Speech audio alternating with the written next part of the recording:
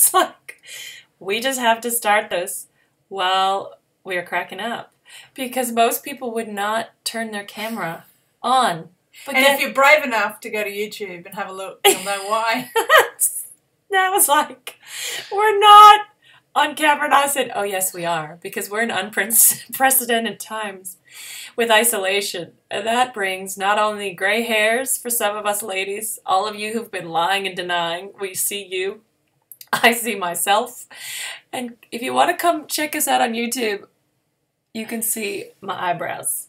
And you know what? I debated whether I was going to take care of them for turning the camera. I said, no. So that's who we are. Sunday afternoon in Brisbane, in Australia. Here we are with our daughter yelling in the background, I'm hungry. Because that's sort of what it's been like when you have your kids at home. Who else is... The translation of I'm hungry is I'm bored, I'm tired, I'm frustrated, I'm everything that comes out in I'm hungry. But let me tell you, if you're brave enough to go to YouTube, we do not have a selfie light.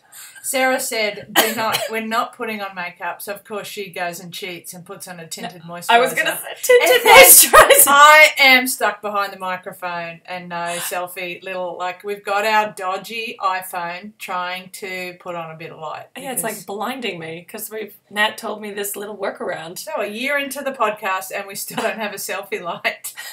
But we do have a new microphone. So. Yes, on loan, no less. So this is just to let you know that being yourself is really what it's all about. This is what we're going for anyway. And especially in isolation, and this is how she dragged me back into the show because Sarah's been doing an awesome job in the interview process and you would have only heard from me New Year's. And you know what? Our daughter has established, she even sees that Nat's funny. So I thought we might need a bit of funny today, and that's why we've opened up laughing. Because here's the thing. Isolation evokes a lot of fear in people. So there may be humor, but there's a lot of not humor happening as well. And I know this because I run a couple groups, and this is literally what some of the people have shared around what fears they have. So a lot of people have a deep fear of having their kids home all day. Is that you? And then there's the thought as a parent, I'm going to have no me time. That's a fear for parents. Parents also have a fear of self-isolating their kids. So, while it's a choice, they fear self-isolating them and what it could do to them. There's also a fear of working from home. Nat's going to speak into that a little bit. People are deeply afraid at a societal level of disconnection, being disconnected from other humans. And I'm really going to tackle the mindset ones, and Nat's going to tackle the physical ones, if you will. But purposelessness, that's another thing that comes up for people. Being alone with yourself, having too much time on your hands. The angst, some people have an angst about not capitalizing on the time that they do have. This one made me laugh when somebody suggested it because, Nat, it made me think about every time Nat and I are going to take a 14-hour flight, we have 19 projects that we are going to achieve on that 14-hour flight. And you know what gets achieved? 19 movies. But this is what isolation is like, Nat. People have so many projects, like lifelong projects that they're going to take on. And I'm imagining that it could be a little bit like our 14-hour flight. But let's see. Oh, and then Nat's going to tackle overeating and overdrinking and just the general overgrowth bushy problem, that kind of jazz. So, Nat, that was just added to my list, the overgrowth. Fantastic. Yeah, and I wrote over bushy. Is that even a thing? That just sounds rude. I just put that on that. You'll know what we're talking about. So look, just honestly, Nat and I have our own thoughts, our own emotions, our own fears that do rise to the surface. Clearly, all the weak ones are Nat's. All the strong, powerful ones are mine. That kind of stuff. But truly, we talk about it a lot. We have chosen to reframe most of them, especially the ones that we're aware. The ones we're not aware, it's really hard to reframe those. But yeah, the ones that we are aware that are arising, we are reframing them into opportunities. We're literally calling it isolation the opportunity. Dung, dung, dung. So, look, I'm going to cover some of those reframed possibilities, and Nat is going to share some of her secrets to winning at home. So, do you want me to go first, or you go first? You need to go first, Sarah, because I win all the time. So you can go first. I live with that. Yeah, I do. And the first one I want to tackle, by the way, you'll probably get this, but a lot of the ones that are going to come up are ones that I deal with personally. So top number one big fear, and by the way, I'm not alone in this apparently, is boredom. OMG, what to do in the space of nothing. And I liken boredom and purposelessness. I don't know if that's a word, but I feel like they're similar. And what I've noticed is that there's a real opportunity in the space of boredom to bring out creativity. And then as it relates to purposelessness, to bring out relevance. A lot of people in the business community are talking a lot about pivoting. And to me, a pivot is really about relevance, like what's relevant now? Who am I now, and how can that matter? How can I be a contribution? How can I serve in this space? So there is a Zen practice around boredom. I learned this a couple years ago, and this was really impactful for me because I realized that my entire life was devoted to avoiding boredom. So the fact that, some people are actually moving toward it actively as a practice was just mind-blowing to me. So I, like many, had been filling my space up of my life with being busy. Like the more busy I was, the more proud I was. I felt like that was a success tool in some way. And really it was to avoid at all cost this boredom feeling. There's been a long journey in between there. And some of the things that I've noticed, even as a parent, when, as Nat was mentioning, our daughter she's just started doing this, saying the word bored. I'm bored. It's really funny to try to get her to define what that means because she doesn't really even know. She saw it on Peppa Pig or something. But whenever she says I'm bored, I always say that I'm excited. And she just looks at me like, what? They don't say that on Peppa Pig. Because on the other side of boredom, I've now come to learn and experience is creativity, truly. And so, little story.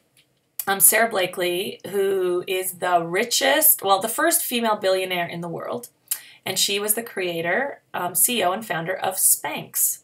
So those lovely compression garments for women. She has all these years continued to thrive, and she is a self-defined hard-ass worker. She works so hard. And when she was creating her business, one of the things she realized is that all the creativity that went into what Spanx originally was, which was something that had never existed before, kind of got shelved. Her creativity left the building in the building of this original idea. And she realized that it was a lot harder for her ideas to come forward because there was no more space. And so she lives 5 minutes away from her office, and she takes a purposeful 1-hour drive, like a commute, every day to the office because she recognized that driving was where her creativity comes. And the reason is she calls it her wandering mind. And what I love about Sarah Blakely's story there is that she's literally understanding the Zen practice. And in so doing, she's using it as an opportunity to be creative. And she's now created some more products that have never existed before. And I just feel that this is a real opportunity in isolation to move from boredom to creativity and purposelessness to relevance. So I look forward to hearing how you all go with that. That's a good one, Sarah. So what happens now with that when you don't have a commute and you are working from home and you are in isolation? Does it mean you get in the car, which I guess you can still do, and drive around? Or can you create another space within the home or around the home for that practice? So that would be something to look at, absolutely, because the creativity comes when there's space. When does yours come? Do you have a thing? The shower. Yeah, that's what I was or the massage table. The massage table. So sorry. I'm missing my massage. If I set up the table, will you massage me? My creativity can come out. Anyway, so that was a great one, Sarah. My first tip in this isolation period is about exercise and movement and being active. And I'm first going to declare the vulnerability and the honesty of this process of isolation has actually got me kickstarted back into exercise. Because I really wasn't excited about getting up early, getting dressed, driving to the gym, driving back, changing, having a protein shake, then going to work in the car again. So I really didn't like that, the thought of that. That's what we used to do at volleyball, in and out of the car, changing all the time, showers. So the fact that I can roll out of bed with 15 minutes to go, take an e-shot, and get into a workout that's virtually done online because I've got a gym on my deck is sensational. Now, you don't need a gym, right? No, I haven't used it. You don't need the exercise equipment because most of the trainers are doing it like you're at home without equipment, so which is awesome. If you do have equipment, great, you can always supercharge it. So the principle is there is so much out there. If you Google or go on YouTube and find a home exercise workouts, you will find thousands, and you'll even find them for free. This can sometimes be overwhelming because it's what do you choose, and then do you do a different one every day, and so that can be a little bit paralyzing, and you don't do anything. So the encouragement today is to pick one. You go, if you're in Australia, we have an organisation called fitnessaustralia.org, and they have free programs. They also have paid programs, which that is great too. If you are in a position to support a local gym through a paid program, which we also do with Fitter Futures in a local community gym, and their amazing trainers are doing Zoom workouts, awesome. If you're in F45 or Fitness First or any of those in Australia and you're continuing to do those, that's great. If you're not and you're at home wondering what you can do, then Google a couple, find one that even Chris Hemsworth has his free one. Now, if you can end up looking like that at the end of this period, then that would be amazing. Does he have a money-back guarantee? I don't know that he does, but he's giving it to you for free. So yeah, I guess you don't need any money back. But moral of the story, pick someone to follow. Pick an exercise program to do. There's yoga, there's Pilates, there's body weight workouts, and put it in the schedule for 2, 3, 4, 5 times a week. Whatever is going to have you feel like you win. So currently if you do 0, put it in twice and then slowly start to up it to 3 times a week and find what's comfortable for you. It is really important that you maintain your exercise or if you don't have an exercise regime, start one because it's really important for mental health as well as your physical health. This is a good segue, actually, Nat, because I wanted to talk about disconnection. A lot of people, as a society, there's a deep fear around people disconnecting from other humans, which sort of brings in what's the difference between, let's say, a Zoom workout and a video-style workout? Are they the same thing? Do they connect you? Why would a gym do a Zoom over a video per se? What's the difference?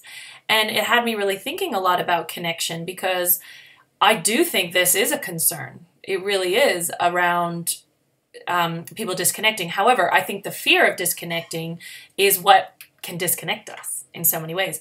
So we have this very, I don't know if the word is this, but very strict rules inside of ourselves in what connection means.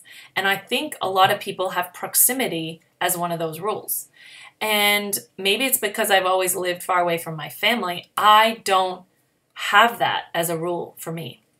And because early days when I was playing volleyball, I had some very, very deep energy work being done with me over the phone. So not even visual, just over the phone. And it was so profoundly connected that I just never believed that it had to be proximal. I used to do it from across the world, and it was so powerful and effective. So I really encourage everyone to use this period as an opportunity to look at, well, what's your definition of connection anyway? Connection is my highest value too, by the way. So it's not something that I just don't care about. It's something that I do care about. So I start to think about, well, what allows me to be connected? And I believe connection is a feeling. I used to work with a lot of couples, and there's a thing called the love languages.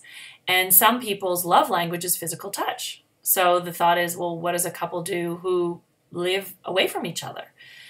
And you can actually experience a fulfillment of physical touch, take this in, guys, with an emoji. Yeah, like that emotion of the emoji has an impact for people that have physical touch as their love language. Like, I'm not kidding. This is real, guys. And here's the thing. We're getting an opportunity to experience that. We kind of have no choice. It's the only way, really, at this time. So another thing I want to highlight is that we can connect to many things, not just people. So think if you were to expand your definition about connecting to nature as well. So I just wanted to talk about a couple of different ways that you can connect, because this is something my family just started. I hadn't thought about this, but my family's in Canada, we're here in Australia, so they were basically self-isolating over 3 weeks ago. And so they started this family email thread, and don't get Nat going, I'm not that into email. I don't even want to hear what you have to say about that, Nat. But I'm not. However, when they started like a 27-person email, it was called Family Check-In, and people were writing about what they had for dinner, and we were not isolating yet. But what was really cool about it was that is a form of connection, because what I noticed was, like, my cousin in Saskatoon, I was visualizing what her and her husband and her daughter were eating for dinner. It was like I was transported across the world, like I was sitting at their dinner table. So again, expanding my definition of connection right there. FaceTime, there's some more obvious ones. Apple phone has done a brilliant job of demonstrating the capacity of connection there. Zoom, I think if you have shares in Zoom, you're nailing it, because Zoom you can for free really just nail it with Zoom. And we have been, from a business perspective, for quite some time. Nat's going to speak a bit more. And then lastly, what Nat mentioned about working out. The one thing I want to say about that with online Zoom workouts is, how are you utilizing that experience of connecting? Because, we have, like, let's say 10 other people doing the workout, but do you just like go on mute and just sit there on your mat? Or do you actually engage? Like, you are the source of connection. And I wasn't going to say this, but I'm just going to say, in some ways, I think, and Nat as well, I think we're master connectors. And one of the reasons I think that I'm a master connector, I can't speak for Nat, is because I give of myself. I share things about myself. I say things that a lot of people might not want to share right away, but that is how you connect to people, is by opening yourself up. It's almost like giving other people permission to share at that level as well.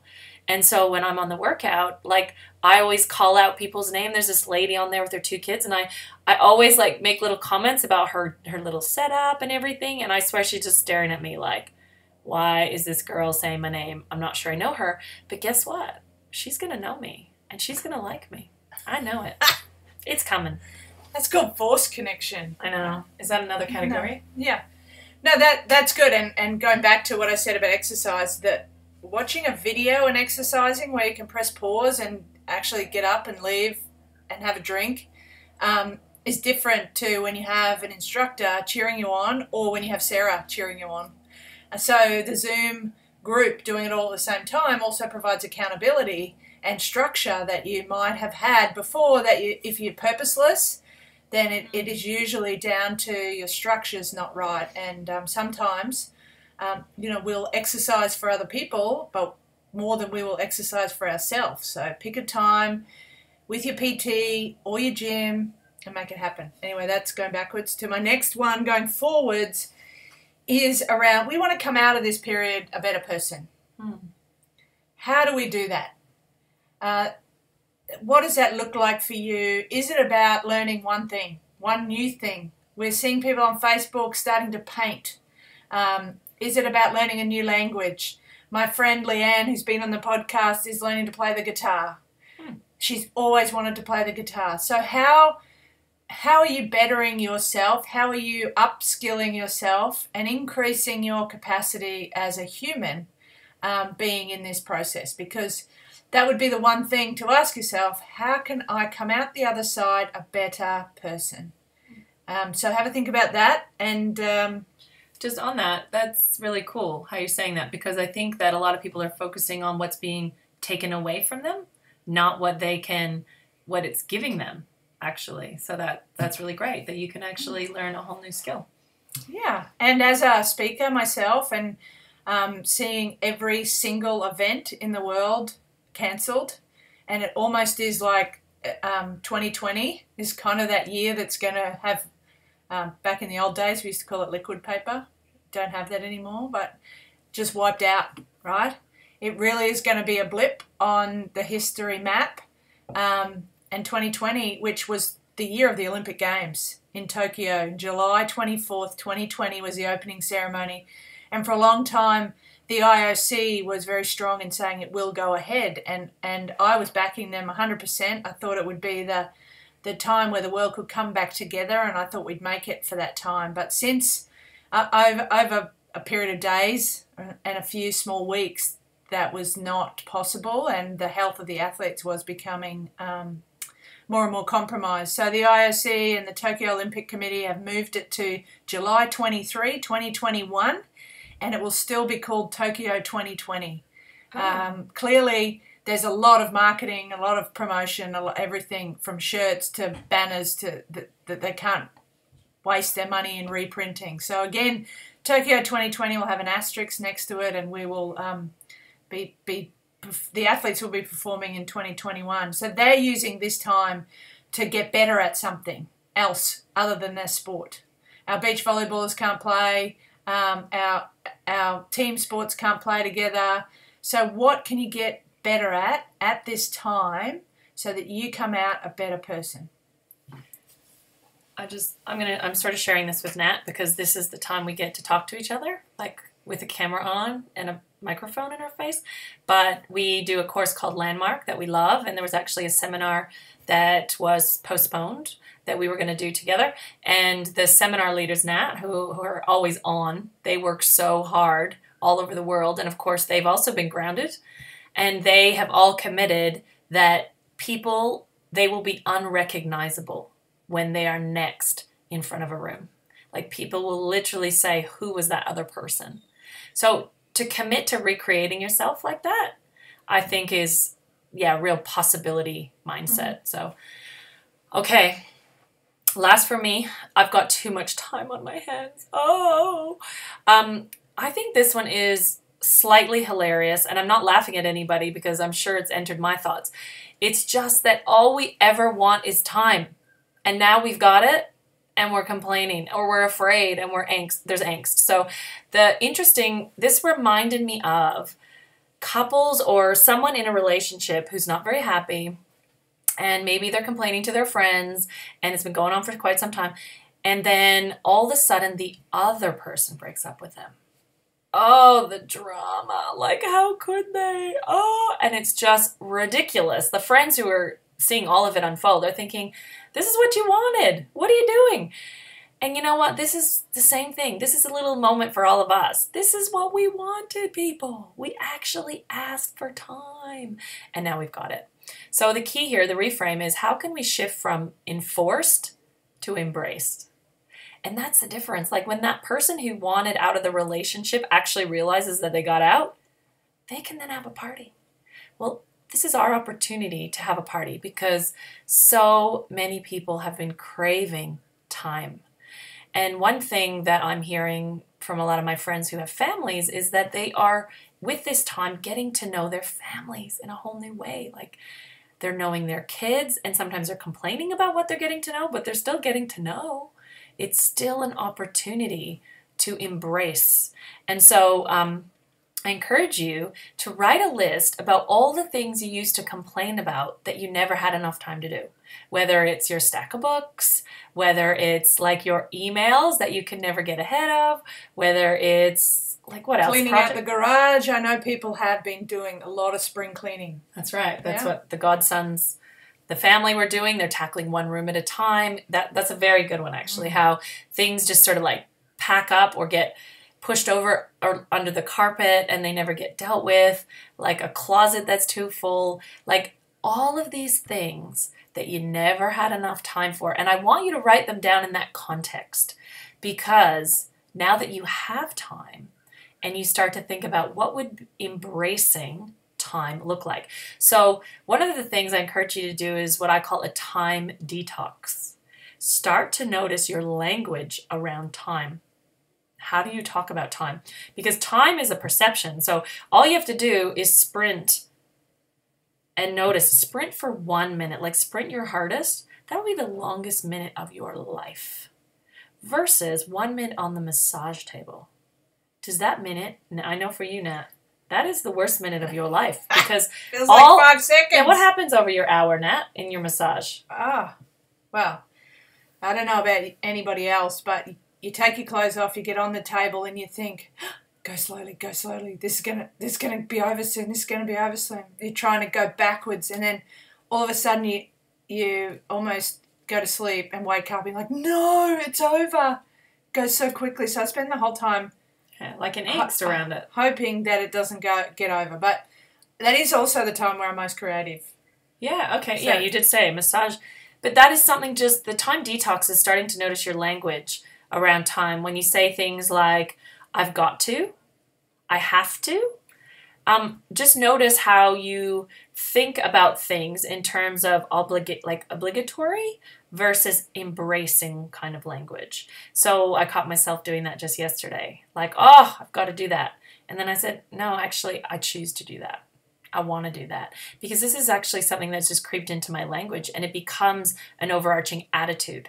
So as we begin to embrace, we start to see that time and our lives are a choice, and that we can actually seek opportunity and not feel like a victim to it, like it's happening to us. And that's so much more empowering when you choose for yourself. So I noticed that was your last one, so I'm going to bring all my last few together. What? You have I more. thought you said I've got lots. You had 3. I had 5. I added another one. I got 6. I told you to have 3. Just saying. You did know. Anyway. Well, I'll tell you how much time you have left. Okay. So 3 minutes. An important thing to do at this time is to boost your health. Right? It is really important that you, especially around the virus, that you have your inner body and your inner mind and your inner self as healthy as you can. So what are you doing? What can you do to boost your health? Sarah and I have a pretty awesome morning routine. So it just gets done. As soon as I wake up, open the fridge. I have a stress tonic that actually de-stresses the body, floods it with all the best stuff. Makes her nicer. Changes my mood. More balanced. More loving. Clearly you are. Oh, yes. And vitamin supplements to just make sure we keep our levels as high as we can for our health. I have a shake in the morning with all the nutrients that we don't get from our food anymore, that I make sure I am in the best fighting shape of my life, that if this thing ever got to me, I would like, waff, it straight out, in and out, like a keto and Kung Fu Panda. So what are you doing? And a cleanse drink. Oh, and a cleanse. We have a cleansing drink. So there's a nourishing part of it, and then there's a cleansing to clean out the toxicity, the toxins that might be harboring, not inside my body. My body's a temple. This is not go to the bathroom kind of thing, guys. This is just an overall soothing aloe vera type hub for the inner body. Boost your health. So that is really important. But in that, when we're at home in isolation, like we get our isogenics delivered to our door. We get our Hello Fresh, which is our fresh food, delivered to our door. I even get my hair products delivered to my door so I look good. Sexy. And so everything now we're getting delivered to our door. So that's all possible for you. Just make sure that, which is the bit to watch out for, we are not over snacking. We are not eating too much and, as Sarah said, growing in places that we don't want to grow, because we're either consuming too much food because we're either bored, or when we get up from sitting at our desk, we walk to the fridge. Mm-hmm. And it's a habitual thing, and especially if you're not used to working from home, that can be a killer, literally. So here's a tip. At the start of the day, after you've had your morning routine, get out the snacks that you want for the day, put them on the counter. So that's all you get to do, not go and eat more at the fridge. So whether you're having apples or almonds or fruit or yogurts, probably have the yogurt in the fridge, but just make sure you've set out what you're going to eat for the day and stick with it. When we'd go to the Olympic Village and we go into the dining hall, our nutritionist said to us, because we could sit in there all day, 24 hours a day, right? We wouldn't be able to get out the door. She would say, get in, consume your food, and get out, so that you're not waiting for the next person to come to have a chat and then get up and eat some more. All right, so very important. Have a plan for your food, have a structure for your food and your exercise, so that we don't overeat. So they were my food ones, Sarah, and then I was just going to touch on Zoom and your teleconferences. So if you're having Zoom and meetings, what I found in the last few weeks, that I was too busy. I would back-to-back my Zooms. Please make sure that you put in at least a 15, if not a 30-minute break, because the meetings often go over between meetings. Make sure you plan your lunch break and your morning and afternoon tea, which is what we call it here in Australia, whatever you call it in other countries. Snack time. Snack time. Plan that in, and you have to plan in your exercise time. So when you're doing these Zoom calls, and also you could stand up. You don't have to sit down all the time. You can walk while you're on the calls. Make sure you give yourself enough break in these. And if you're running them, I just found out, Sarah, I don't know if you know, but you can run polls on Zoom. So Google Zoom, polls on Zoom, and where you can ask the audience questions. If you've got large groups, and not just small groups, but if you're dealing with large groups, you can poll the audience. It's super cool. There is so much technology out there that clearly we've all been forced to learn really quickly, that some of it will continue to be part of our life and some of it we might choose to give up because, as Sarah said, we may want to go back to more physical connection. So we are using this time to become better, to make sure that we're not bigger or wider. Look after yourself, stay healthy, be kind and compassionate to others and yourself, because there's a lot of people out there on the front line. A special shout out to those on the front line in health and the doctors and the nurses, and even though all of those at our supermarkets that are helping us stay nourished at this time. Sarah, I'll leave it to you to close. Amazing. I just wanted to say that when you were mentioning your nutritionist at the Olympics, kind of coaching you guys around how to tackle the village, it made me realize that here we are all in isolation with no coaching, no guidance. And so I hope that some of what we're sharing from our own experiences of, I've had an isolation experience about 16 years ago, and Nat in what she's experienced even from working at home all these years, and just self-discipline, really, the art of that somehow some of these tidbits will land well for you guys, because that's what we're all about, is just, walking the line with you. We believe we're all in this together, so let us walk the line together. Over and out, dreamers.